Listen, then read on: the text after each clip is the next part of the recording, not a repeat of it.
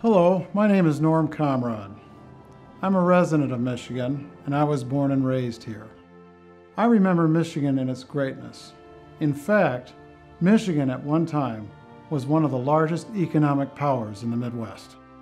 Since I have been alive, I have witnessed Michigan slowly lose its economic dominance every year until more recently it became one of the states with the greatest population leaving its borders in the Midwest. When you look at the facts, unlike many of the surrounding states, Michigan's economy has witnessed a mass exodus of jobs, tax dollars, and businesses every time a recession came.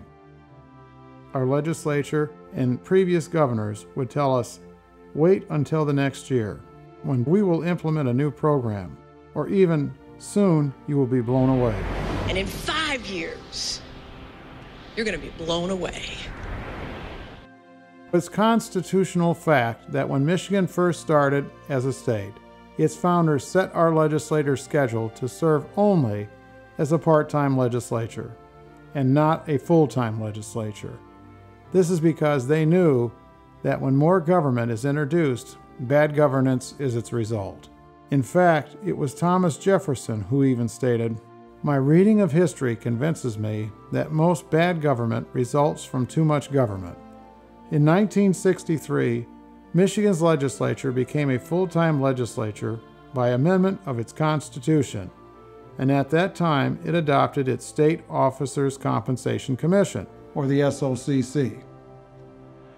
At that time, prior to the adoption of that committee, Michigan's legislators as a part-time legislator was making $3,000 a year. Shortly after that, in 1967, the state records show that our legislature's salaries more than tripled.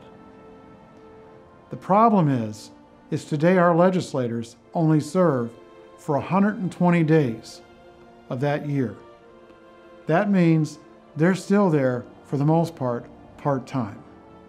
And yet they're receiving more than $80,000 in salaries. In fact, our legislators' pay continued to increase right through our most recent recession, while their very own citizens of Michigan, who they claim to represent, were taking job cuts, salary cuts, losses of family homes and farms, and other economic hardships. This is why George Bernard Shaw once wrote, "A government with the policy to rob Peter to pay Paul can be assured of the support of Paul." History has now shown that our legislature cannot solve our economic problems. Former President Ronald Reagan even acknowledged this when he said, "Government is not the solution to our problem. Government is the problem." Michigan's government and its institution needs an enema.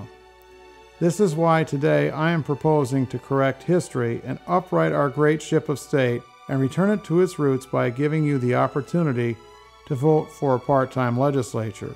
Our legislature has already chosen not to give you this choice as recent as within the last 2 years, because they have an economic interest in its defeat, which is obviously their income and benefits. But to do this, we will need to gather over 360,000 signatures, and we will need the help of every citizen to do this. The end result will be the restoration of our former Constitution in all of its glory, and once and for all, taking the word career out of Michigan's politics and replacing pure Michigan with pure public service. But to do this, we must want this as a people and not as party members.